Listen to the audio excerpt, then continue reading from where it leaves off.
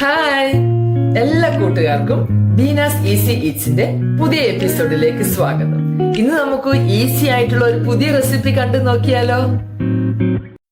ഇന്ന് നമ്മൾ ചെയ്യുന്നത് എയർ ഫ്രയറിൽ സാൽമൺ എങ്ങനെ ഈസി ആയിട്ട് കുക്ക് ചെയ്യാം എന്നുള്ളതാണ്.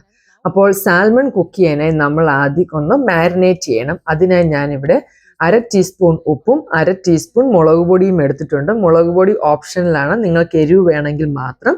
പിന്നെ 1/4 ടീസ്പൂണിൽ താഴെ മഞ്ഞൾപ്പൊടി, പിന്നെ 1 ടീസ്പൂൺ വീതം നമ്മുടെ കുരുമുളക് പൊടി വേണം, പപ്രിക്ക പൊടി വേണം, ഗാർലിക് പൗഡർ അല്ലെങ്കിൽ വെളുത്തുള്ളി പൗഡറും ഒണിയൻ പൗഡറും കേട്ടോ.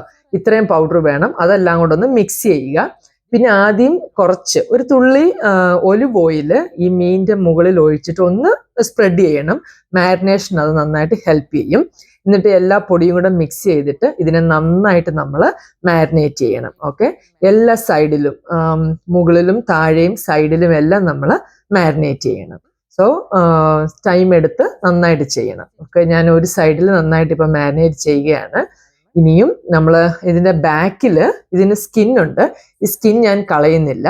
സ്കിൻ നമ്മൾ പറിച്ചെടുക്കുമ്പോഴേക്കും മീൻ അങ്ങ് അലന്നു പോകാൻ ചാൻസ് ഉണ്ട്. കുക്ക് ചെയ്ത് കഴിയുമ്പോൾ ഈസി ആയിട്ട് നമുക്ക് സ്കിൻ മാറ്റിയെടുക്കാൻ പറ്റും. അപ്പൊ സ്കിന്നിന്റെ മുകളിലും സൈഡിലും ഒന്ന് നന്നായിട്ട് മാരിനേറ്റ് ചെയ്യുക.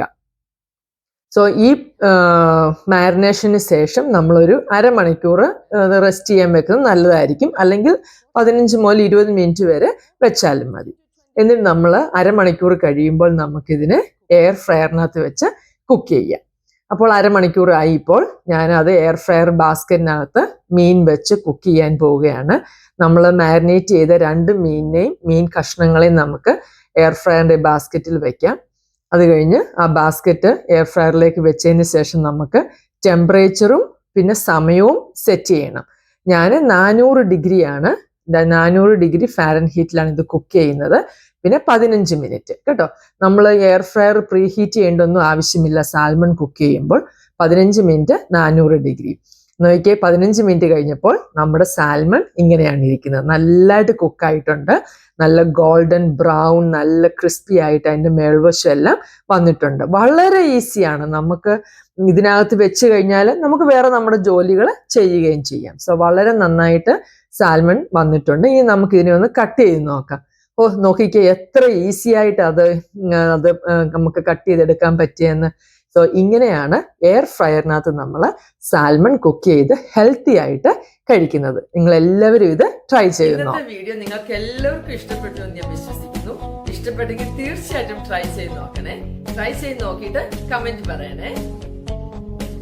പിന്നെ ഒരു കാര്യം കൂടി, നിങ്ങൾക്ക് ഈ വീഡിയോ ഇഷ്ടപ്പെട്ടെങ്കിൽ, എന്റെ ചാനൽ ഇഷ്ടപ്പെട്ടെങ്കിൽ പ്ലീസ് സബ്സ്ക്രൈബ് മൈ ചാനൽ, പിന്നെ ലൈക്ക് ആൻഡ് ഷെയർ. ഓക്കെ, നിങ്ങൾ എല്ലാവരും സുഖമായി ഇരിക്കുക, സന്തോഷമായി ഇരിക്കുക. ദൈവം എല്ലാവരെയും അനുഗ്രഹിക്കട്ടെ.